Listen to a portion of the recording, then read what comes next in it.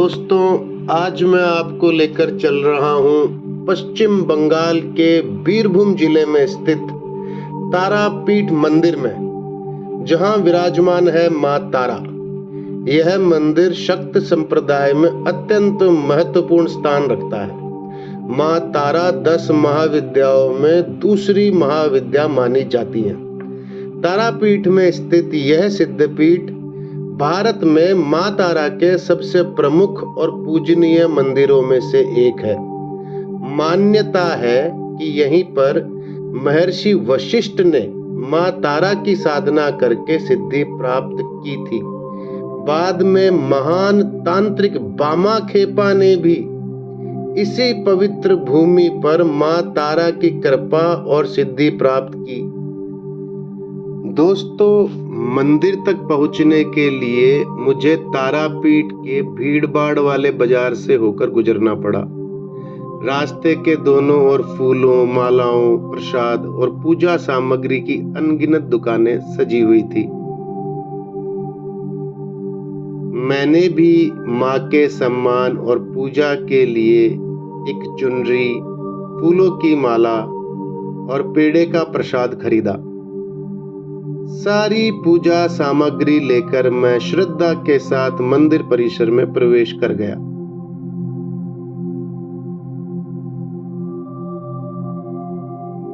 मंदिर परिसर में प्रवेश करते ही सबसे पहले मेरी नजर माँ तारा के मंदिर के भव्य गुंबद पर पड़ी। उसकी विशिष्ट स्थापत्य शैली और दिव्यता देखते ही मन में श्रद्धा भर गई। मंदिर पहुंचकर मैं स्थानीय पंडे के साथ माँ तारा के गर्भगृह की ओर दर्शन के लिए बढ़ा। जैसे जैसे मैं आगे बढ़ा, श्रद्धालुओं की भीड़ भी लगातार बढ़ती गई। मैंने देखा कि गर्भगृह का प्रवेश द्वार बहुत छोटा है और वहाँ भीड़ भी काफी है। किसी तरह प्रवेश करने के बाद मुझे महसूस हुआ कि मंदिर के अंदर जगह बहुत कम है। माँ तारा का मंदिर विशिष्ट शैली में निर्मित है। गर्भगृह में विराजमान माँ तारा की लाल रंग की दिव्य प्रतिमा अत्यंत अनोखी और जीवंत प्रतीत होती है। उनके दर्शन करते ही मन श्रद्धा, भक्ति और अद्भुत आध्यात्मिक ऊर्जा से भर जाता है।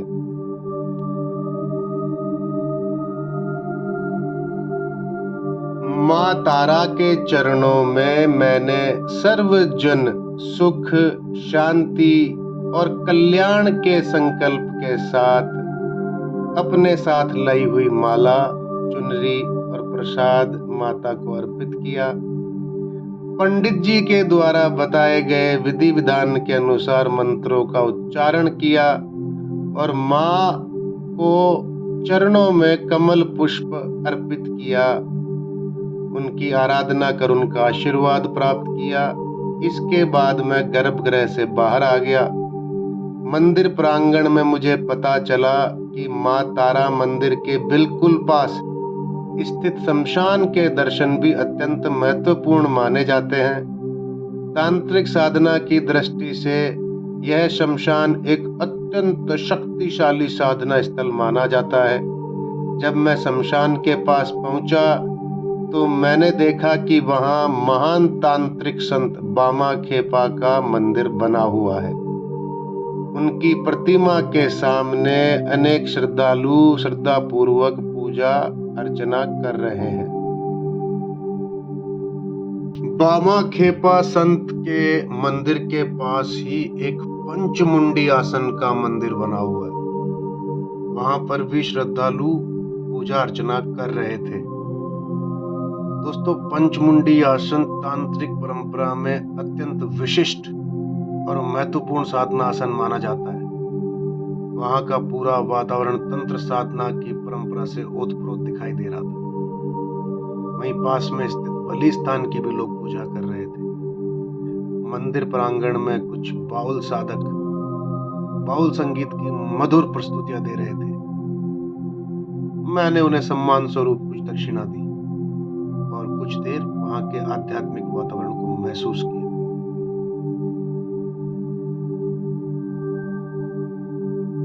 आसपास मैंने अघोरी साधुओं, तांत्रिक साधकों और तंत्र विद्या से जुड़ी अनेक वस्तुओं को देखा। इस पूरे क्षेत्र का वातावरण सामान्य मंदिरों से बिल्कुल अलग था और तांत्रिक साधना की एक अनूठी झलक प्रस्तुत कर रहा था।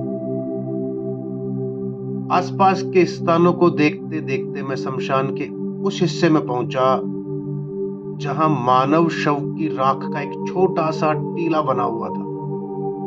मुझे बताया गया कि साधक इसी स्थान पर बैठकर अपनी साधना करते हैं। शमशान के पास ही 5 मानव मुंडों से निर्मित एक विशेष त्रिकोणाकार साधना स्थल बना हुआ था। वहां हवन सामग्री रखी हुई थी और यह तांत्रिक स्थान साधना के लिए तैयार दिखाई दे रहा था। मुझे पता चला कि जो यह शमशान दिन के समय शांत और सुनसान दिखाई दे रहा है, वही रात होते ही पूरी तरह जागृत हो उठता है। रात में यहाँ साधक बैठकर तांत्रिक और अघोर पद्धति से मां तारा की विशेष पूजा, हवन और साधना करते हैं।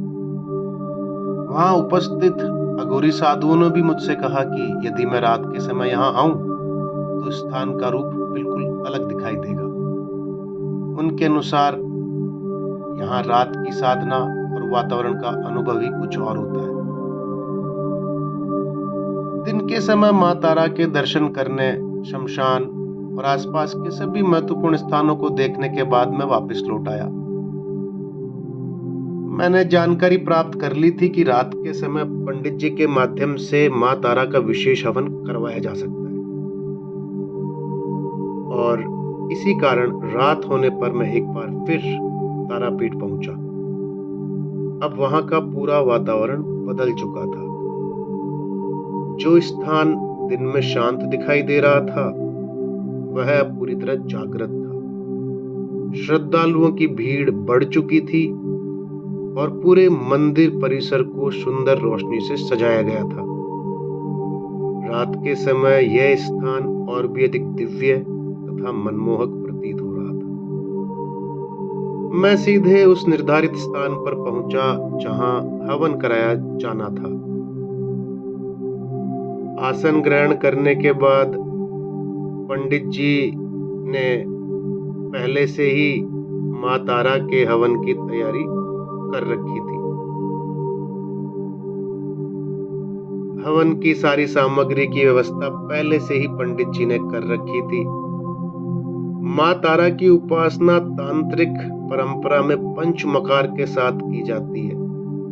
यहाँ मां तारा को भोग के रूप में मदिरा, मांस, मछली आदि भी अर्पित किए जाते हैं। यह हवन भी सामान्य वैदिक हवन से बिल्कुल अलग था। इसमें मदिरा का प्रयोग किया गया था।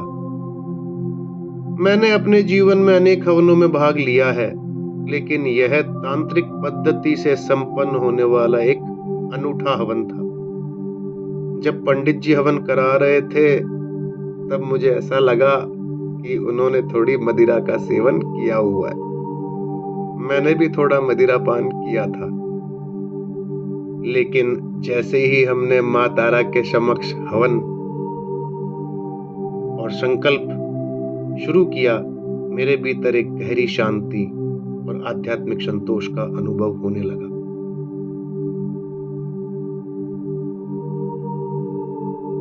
हवन संपन्न होने के बाद मैंने पंडित जी से अपनी इच्छा व्यक्त की कि मैं शमशान में जाकर पंचमुंडी आसन पर साधना करने वाले अघोर बाबा जी के दर्शन करना चाहता हूँ और यह भी देखना चाहता हूँ कि रात के समय शमशान का वातावरण कैसा होता है।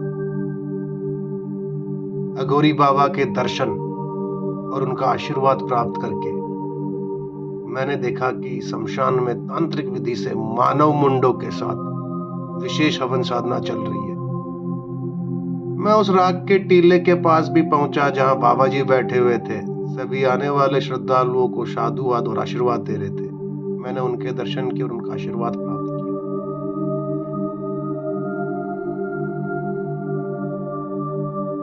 हवन के बाद मुझे बताया गया कि माँ तारा की इस परंपरा में बलि का विशेष महत्व माना जाता है।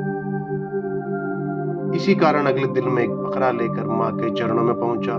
मुझे ऐसा अनुभव हुआ मानो वो बकरा स्वयं ही बलि स्थान की ओर जा रहा हो।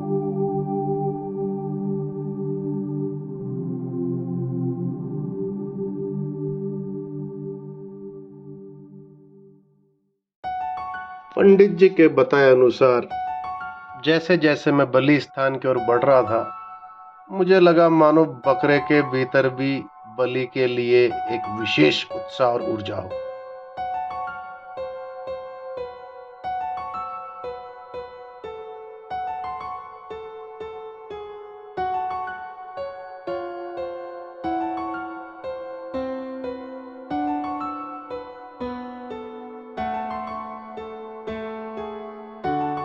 बलि स्थान पर पहुंचकर मैंने देखा कि वहां पहले से ही अनेक श्रद्धालु अपने अपने बकरों के साथ अपनी बारी की प्रतीक्षा कर रहे थे। जब हमारी बारी आई तो पंडित जी ने पहले बकरे के गले से माला उतारी, उस पर मंत्रोच्चारित जल का छिड़काव किया और तांत्रिक मंत्रों का उच्चारण करते हुए परंपरा के अनुसार एक ही प्रहार में उसकी बलि दी। पंडित जी ने सबसे पहले बलि के रक्त का तिलक मेरे माथे पर लगाया।